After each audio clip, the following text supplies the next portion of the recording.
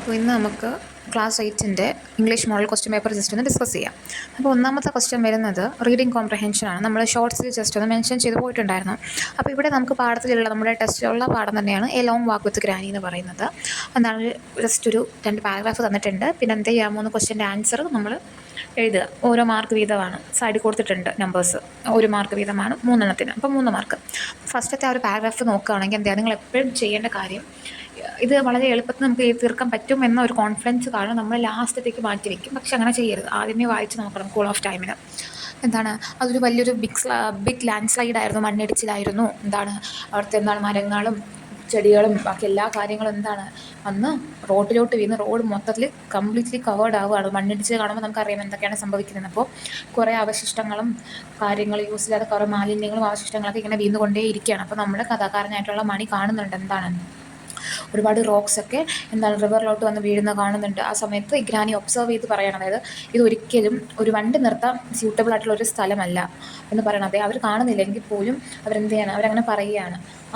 അവരങ്ങനെ സംസാരിക്കുന്ന സമയത്ത് പോലും എന്ത് ചെയ്യുന്നുണ്ട്, അവരുടെ ബസ്സിൻ്റെ റൂഫിലൂടെ ഒരുപാട് സ്റ്റോൺസും ചെറിയ ചെറിയ കല്ലുകളും പാറ കഷ്ണങ്ങളൊക്കെ ഇങ്ങനെ മഴ പോലെ ഇങ്ങനെ വീണുകൊണ്ടിരിക്കുകയാണ്. അപ്പോൾ ഇതൊക്കെ കണ്ടിട്ട് ഒരു വലിയൊരു ബിഗ് ലാൻഡ് സ്ലൈഡ് ആണല്ലോ, വലിയൊരു മണ്ണിടിച്ചിലാണല്ലോ, ആൾക്കാർ പേടിച്ചിട്ട് എന്ത് ചെയ്യണം, ബഹളം വയ്ക്കുകയാണ്, കരയുകയാണ്. ഡ്രൈവർ എന്ത് ചെയ്യാണ്, വണ്ടി റിവേഴ്സ് ചെയ്യുകയാണ്.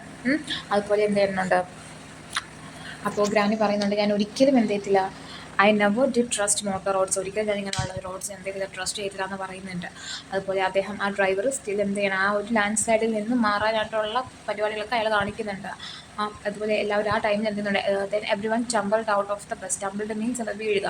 എല്ലാവരും എന്ത് ചെയ്യുന്നുണ്ട്, ആ ഒരു ധൃതിയിൽ അല്ലെങ്കിൽ ഡ്രൈവർ വണ്ടി എടുക്കുന്ന ആ ഒരു പല ആൾക്കാരും വന്ന് വീഴുന്നുണ്ട്. അവർ സമയം പറയുന്നുണ്ട്, ഈ ഒരു റോഡ് ക്ലിയർ ആക്കാൻ ഇനി ഒരു 2-3 ദിവസം, കുറച്ച് ദിവസങ്ങൾ തന്നെ എടുക്കും. കാരണം വലിയൊരു മണ്ണിടിച്ചിലാണല്ലോ. അപ്പോൾ അവിടുത്തെ മാലിന്യങ്ങൾ അല്ലെങ്കിൽ അവിടുത്തെ ആ ഒരു നല്ല കല്ലുകൾ മാറ്റാൻ കുറച്ച് സമയമെടുക്കും. അപ്പം അതിൽ ആ ബസ്സിലുണ്ടായിരുന്ന മോസ്റ്റ് ഓഫ് ദ പാസഞ്ചേഴ്സും തീരുമാനിക്കുകയാണ് തിരിച്ച് ആ ബസ്സിൽ എന്ത് ചെയ്യുക, നേനിയിലോട്ട് തിരിച്ചു പോകാമെന്ന്. പക്ഷേ വളരെ ധൈര്യമായിട്ടുള്ള കറേജസ് ആയിട്ടുള്ള ആൾക്കാർ മാത്രം മുന്നോട്ട് തീരുമാനിക്കുകയാണ്. ഒരു ഷോർട്ട് കട്ട് വഴി എടുത്ത് മൗണ്ടനിലൂടെ എന്ത് ചെയ്യാം, മിസോറിയോട്ട് തിരിച്ചു പോകാം, അല്ലെങ്കിൽ മുന്നോട്ട് തന്നെ പോകാമെന്ന് കുറച്ച് ബോൾഡായിട്ടുള്ള ആൾക്കാർ തീരുമാനിക്കുന്നുണ്ട്. അപ്പോൾ ഈ ഒരു 2 പാരഗ്രാഫാണ് നമുക്ക് ക്വസ്റ്റ്യനിൽ. ഞാൻ ജസ്റ്റ് ഒന്ന് സമ്മപ്പ് ചെയ്ത് പറഞ്ഞതാണ്. അപ്പോൾ നമ്മുടെ ക്വസ്റ്റ്യൻ ചോദിച്ചിരിക്കുന്നത്, how does the narrator describe the land slide. അപ്പോൾ ഈ ഒരു മണ്ണിടിച്ചിലിനെ നറേറ്റർ എങ്ങനെയാണ് ഡിസ്കസ് ചെയ്തേക്കുന്നത്, അല്ലെങ്കിൽ എങ്ങനെയാണ് വിവരിച്ചിരിക്കുന്നത് എന്നാണ് ചോദിച്ചിരിക്കുന്നത്. അത് എങ്ങനെയായിരിക്കും നമുക്ക് ആ ഫസ്റ്റ് സെൻറ്റൻസ് തന്നെ നമുക്ക് പറയാം അതൊരു വലിയൊരു ബിഗ് ലാൻഡ് സ്ലൈഡ് ആണ്. It was a big landslide in which earth, trees, bushes എല്ലാം എന്ത് ചെയ്യാണ്, ഒന്ന് ക്രാഷ് ചെയ്യുകയാണ്. അതുപോലെ തന്നെ റോഡിനെ കവർ ചെയ്യുന്നുണ്ട് കംപ്ലീറ്റ്ലി. അതുപോലെ rocks were still hurtling down the hills and debris was still falling. നമുക്ക് ഡയറക്റ്റായിട്ട് നമുക്ക് എടുത്ത് എഴുതാൻ പറ്റും. കുറച്ച് വായിക്കുമ്പോൾ മനസ്സിലാവും. ജസ്റ്റ് രണ്ടാമത്തെ ക്വസ്റ്റ്യൻ എന്തുവാ, what did the passengers decide to do. എന്താണ് ആ സമയത്ത് പാസഞ്ചേഴ്സ് തീരുമാനിച്ചത്. അപ്പോൾ ഒന്നാമത്തെ ഓപ്ഷൻ എന്ന് പറയുമ്പം എന്ത് ചെയ്തു, ഒരുപാട് പേര് എന്ത് ചെയ്തു, നെയ്നിലോട്ട് തിരിച്ചു പോകാൻ തീരുമാനിച്ചു. ഓപ്ഷൻ ബി എന്ന് പറയുമ്പോൾ ഒരുപാട് ആൾക്കാർ അല്ലെങ്കിൽ കുറച്ച് പേര് എന്ത് ചെയ്തു, ബസ്സിൽ വന്ന് വീണു, ടംബിൾഡ് വന്ന് വീണു. അപ്പോൾ ഓപ്ഷൻ സി എന്ന് പറയുമ്പോൾ കുറച്ച് പേര് എന്ത് ചെയ്തു, ആ ഒരു മിസോറിയിലോട്ട് പോകാൻ തീരുമാനിച്ചു. അപ്പം ഓപ്ഷൻ ഡി പറയുന്നത് എയും സിയുമാണ്. അപ്പോൾ ഇതിൽ ആൻസർ ഏതായിരിക്കും വരുന്നത്, ഉറപ്പായിട്ടും എയും സിയും ആണ് ഇതിൻ്റെ ആൻസർ എന്ന് പറയുന്നത്. അപ്പോൾ നെക്സ്റ്റ് മൂന്നാമത്തെ ക്വസ്റ്റ്യൻ എന്ന് പറയുമ്പോൾ, scattered pieces of rubbish or remains എന്ന് പറയുന്ന ഒരു മീനിങ് വരുന്ന ഒരു വേർഡ് അതിൻ്റെ അകത്ത് ഉണ്ട്. അതെന്താണെന്നാണ്, അത് നമുക്ക് കാണുമ്പോഴേ അറിയാം. ഡീബ്രീസ് എന്ന് പറയുന്ന വാക്കാണ്. എന്തെങ്കിലും അവശിഷ്ടങ്ങൾ അല്ലെങ്കിൽ വളരെ ചെറിയ വസ്തുക്കൾ, സ്കാറ്റേർഡ് ആയിട്ടുള്ള പീസസ് ഓഫ് റബിഷ് അതിൻ്റെ ആൻസർ എന്ന് പറയുന്നത് ഡീബ്രീസ് ആണ്. അപ്പം അതാണ് ഫസ്റ്റത്തെ റീഡിങ് കോംപ്രഹെൻഷനിലുള്ളത്. രണ്ടാമത്തെ ക്വസ്റ്റ്യൻ എന്ന് പറയുന്നത്, എന്ത് ചെയ്യാം, നമ്മളൊരു പോം വായിക്കാം. അത് നമ്മുടെ ടെസ്റ്റിലുള്ള ഒരു പോമാണ്, hope is a thing with feathers എന്ന് പറയുന്നത്. അപ്പോൾ അതിലെ 4 വരി തന്നിട്ടുണ്ട്, അത് വായിക്കുക. താഴെ എന്ത് ചെയ്യുക, ക്വസ്റ്റ്യൻ്റെ ആൻസർ പറയാം. ജസ്റ്റ് ഞാൻ വായിക്കാം. Hope is the thing with feathers that perches in the soul and sings the tune without the words and never stops at all. And sweetest in the gale is here, and sore must be the storm that could abash the little bird that keeps so many warm. Just ഒന്ന് പറയുകയാണെങ്കിൽ നമ്മുടെ hope എന്ന് പറയുന്നത് ഒരു ഫെദേഴ്സൊക്കെയുള്ള ഒരു തൂവലൊക്കെയുള്ള ഒരു വസ്തുവാണ്. അതെന്ത് ചെയ്യുന്നുണ്ട്, നമ്മുടെ സോളിലാണ് അത് വസിക്കുന്നത്. അത് വാക്കുകളില്ലാതെ, വേർഡ്സ് ഇല്ലാതെ അത് ഈണം എന്ത് ചെയ്യുന്നുണ്ട്, ട്യൂൺ ചെയ്യുന്നുണ്ട്. അതുപോലെ ഒരിക്കലും അത് സ്റ്റോപ്പ് ചെയ്യുന്നതുമില്ല. അത് കാറ്റിലാണെങ്കിലും നമുക്ക് വളരെ മധുരമായിട്ട് അത് കേൾക്കാൻ കഴിയും. അത് എത്ര വലിയ കൊടുങ്കാറ്റായിരുന്നാൽ പോലും പലർക്കും വളരെ ഊഷ്മളത നൽകിയ, വളരെ ഹാപ്പി ആയിട്ടുള്ള വാം നൽകിയ ആ ഒരു ചെറിയ പക്ഷിയെ വിഷമിപ്പിക്കാൻ കഴിയുന്ന ഒരു കൊടുങ്കാറ്റാണത് എന്നാണ് ആ ഒരു തന്നിരിക്കുന്ന വേർഡ്സിൻ്റെ ഒരു മീനിങ് എന്ന് പറയുന്നത്. അപ്പോൾ നമുക്ക് വരുന്ന ക്വസ്റ്റ്യൻ എന്താണ്, പോയറ്റിൻ്റെ ഒരു രീതി അല്ലെങ്കിൽ അക്കോർഡിംഗ് ടു ദ പോയറ്റ് ഈ സ്പെഷ്യൽ എന്താണ് ആ ഒരു ബേർഡിൻ്റെ സോങ്ങിനെ പറ്റിയിട്ട് ആ ട്യൂണിനെ പറ്റിയിട്ടുള്ള ഒരു എന്ത് സ്പെഷ്യാലിറ്റി ആണെന്നാണ് ചോദിക്കുന്നത്. എൻ്റെ ആൻസർ എന്താണ്, sings the tune without the words and it's never stop at all എന്നാണ്. അതിന് വേർഡ്സിൽ, അതിന് വാക്കുകളില്ല, അത് മാത്രമല്ല അത് ഒരിക്കലും എന്ത് ചെയ്യുന്നില്ല, നിലയ്ക്കുന്നതുമില്ല. അടുത്ത രണ്ടാമത്തെ ക്വസ്റ്റ്യൻ എന്ന് പറയുമ്പോൾ മെറ്റഫർ, ഇതിൽ നിന്നൊരു മെറ്റഫർ എന്ത് ചെയ്യുക, കണ്ടെത്തി എഴുതാനാണ് പറയുന്നത്.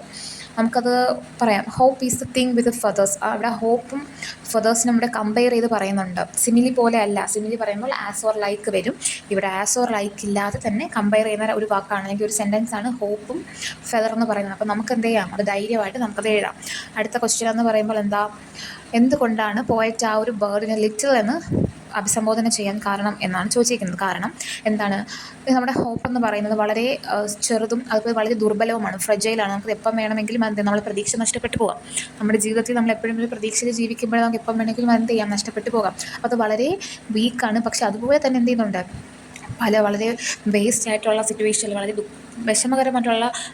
വിഷമകരമായിട്ടുള്ള സിറ്റുവേഷനിൽ പോലും നമുക്കൊരു എനർജി പകരാൻ നമുക്ക് ഹോപ്പ് കാരണമാകുന്നുണ്ട്.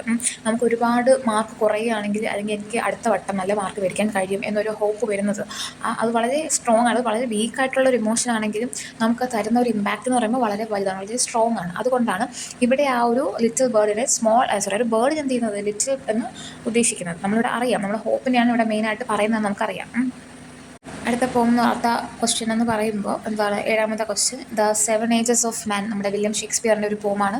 അദ്ദേഹത്തിൻ്റെ വർക്ക് വളരെ ഇമ്പോർട്ടൻ്റ് ആണ്. അദ്ദേഹത്തിൻ്റെ വർക്കിനെ പറ്റി എന്തെങ്കിലും ക്വസ്റ്റ്യൻസ് ചോദിക്കുമ്പോൾ വലിയ ക്വസ്റ്റ്യൻസ് ആണ് ചോദിക്കുന്നത് എങ്കിൽ അദ്ദേഹത്തിനെ പറ്റി കുറച്ച് കുറച്ച് ലൈൻസ് എഴുതുന്നത് എന്തുകൊണ്ട് നല്ലതാണ്. കാരണം അത്രയും ഇംഗ്ലീഷ് ലിറ്ററേച്ചറിൽ അത്രയും ഇമ്പോർട്ടൻ്റ് ആയിട്ടുള്ള ഒരു ഡ്രമാറ്റിസ്റ്റ് അല്ലെങ്കിൽ ഒരു വ്യക്തിയാണ് അദ്ദേഹം എന്ന് പറയുന്നത്. അപ്പോൾ ദ ഏജസ് ഓഫ് മാൻ എന്ന് പറയുന്ന ആ ഒരു വർക്ക് അത് കുറച്ച് ഇവിടെ തന്നിട്ടുണ്ട്. ഞാൻ എന്ത് ചെയ്യുക, സമ്മറൈസ് ചെയ്ത് കുറച്ച് കാര്യങ്ങൾ എഴുതാനാണ് പറഞ്ഞിരിക്കുന്നത്. അപ്പോൾ ജസ്റ്റ് ഒന്ന് വായിച്ച് നോക്കുക അത്. അപ്പോൾ അതൊന്ന് വായിച്ചിട്ട് എന്ത് ചെയ്യുക, ഒരു പാരഗ്രാഫ് എഴുതാനാണ് പറഞ്ഞിരിക്കുന്നത്. അപ്പോൾ നമുക്ക് എന്തുകൊണ്ടും എഴുതാം, എളുപ്പമാണ്. ഇവിടെ ഷേക്സ്പിയർ എന്ത് ചെയ്യാണ് കമ്പയർ ചെയ്യുന്നതെന്നൊക്കെ പറയുമ്പോൾ നമ്മുടെ ഈ വേൾഡിലുള്ള എല്ലാ മനുഷ്യരും ഒരു വേൾഡിനെ ഒരു സ്റ്റേജായിട്ട് കമ്പയർ ചെയ്യുകയാണ്. അപ്പോൾ ഈ ഒരു വേൾഡായിട്ടുള്ള ഒരു സ്റ്റേജിൽ വന്ന് പല റോൾസ് അഭിനയിക്കുന്ന ആക്ടേഴ്സ് അല്ലെങ്കിൽ ആക്ട്രസ് പോലെയാണ് നമ്മുടെ ഹ്യൂമൻ ബീങ്സ് അല്ലെങ്കിൽ നമ്മൾ മനുഷ്യരെന്ന് പറയുന്നത്. ഓരോ ആൾക്കാർക്കും എന്ത് ചെയ്യുന്നുണ്ട്, ഓരോ പേഴ്സണും അവരുടെ ലൈഫിൽ ഒരു 7 സ്റ്റേജസ് ഉണ്ട്. നമ്മുടെ 7 സ്റ്റേജസ് ഓർ 7 ഏജസ് ഉണ്ട്. അതാദ്യം എന്ന് പറയുമ്പോൾ നമ്മൾ ജനിച്ച് വീഴുന്ന കൈക്കുഞ്ഞായിരിക്കുന്ന ആ ഒരു ഇൻഫൻറ്റ് സ്റ്റേജ്, ആ അമ്മ നേഴ്സിൻ്റെ കയ്യിൽ നിന്ന് നമ്മൾ എടുക്കും, നമ്മുടെ കയ്യിൽ നിന്ന് നമ്മൾ വാരിപ്പുണർന്ന് അമ്മയിൽ നിന്ന് വാരിപ്പുണരുന്ന ആ ഒരു സിറ്റുവേഷൻസ് വളരെ കുഞ്ഞ് മുതൽ പിന്നെ എന്ത് ചെയ്യുന്നുണ്ട്, ബാഗും തൂക്കി സ്കൂളിൽ പോകുന്ന ഒരു കുട്ടിയായി മാറുന്നുണ്ട്. പിന്നെ എന്ത് ചെയ്യുന്നുണ്ട്, പിന്നെ അത് എങ്ങോട്ട് മാറി, വളരെ വലിയ ഒരു ഉത്തരവാദിത്തമുള്ള ഒരു യുവാവായിട്ട് മാറുന്നുണ്ട്. പിന്നെ അങ്ങനെ പിന്നെ അത് വളരെ വയസ്സായി മാറുന്നുണ്ട്. അങ്ങനെ അങ്ങനെ പല ആഗ്രഹമുള്ളതും ഇല്ലാത്തതുമായ പല റെസ്പോൺസിബിലിറ്റിയും പല രൂപത്തിൽ ഒരു മനുഷ്യൻ എന്ത് ചെയ്യുന്നുണ്ട്, ഈ ഒരു വേർഡിൽ ആടിത്തിമർക്കുന്നുണ്ട്. അപ്പോൾ ഈ തന്നിരിക്കുന്ന ലൈൻസ് കാണിക്കുന്നതെന്ന് പറയുമ്പോൾ ലൈഫ് എന്ന് പറയുന്നത് ഒരു ഡ്രാമയാണ്. അവിടെ ഓരോ മനുഷ്യനും ഓരോ ഫിക്സഡ് റോൾസ് ഉണ്ടായിരിക്കും, ഫിക്സഡ് റെസ്പോൺസിബിലിറ്റീസ് ഉണ്ടായിരിക്കും. അയാൾ ജനിക്കുന്ന തൊട്ട് മരണം വരെയും അതെന്ത് ചെയ്യാണ്, പ്ലേ ചെയ്തുകൊണ്ടിരിക്കുകയാണ്, അയാളത് അഭിനയിച്ചു കൊണ്ടേ ഇരിക്കുകയാണ്. നിങ്ങൾക്ക് ഇൻകേസ് നിങ്ങൾക്ക് ആ ഒരു പോമിൻ്റെ ഒരു സമ്മറി അല്ലെങ്കിൽ ഒരു കാര്യം അറിയാമെങ്കിൽ, അതിൻ്റെ ഒരു സമ്മറി അറിയാമെങ്കിൽ അത് എഴുതി വെച്ചാലും മതി. അടുത്ത എന്ന് പറയുമ്പം ഒരു പാസേജ് റീഡ് ചെയ്ത്, അതും റീഡിങ് കോംപ്രഹെൻഷനാണ്. പക്ഷേ നമ്മൾ ടെസ്റ്റ് ചെയ്യുന്നുള്ളതല്ല, പുറത്തുനിന്നുള്ള ക്വസ്റ്റ്യനാണ്. അപ്പോൾ നിങ്ങളത് എക്സ്പെക്ട് ചെയ്യണം.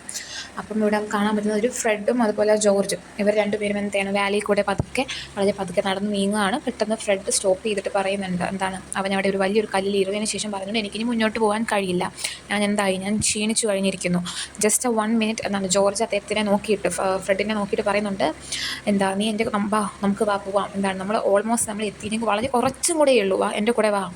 എന്നിട്ട് അവൻ എന്ത് ചെയ്യാൻ, ദൂരെയുള്ള കുറച്ച് മരങ്ങളൊക്കെ ചൂണ്ടി അവൻ കാണിക്കുകയാണ്. അവിടെ ഒരു ട്രീസിൻ്റെ ഇടയിൽ ഒരു ഹട്ട് ഉണ്ട്.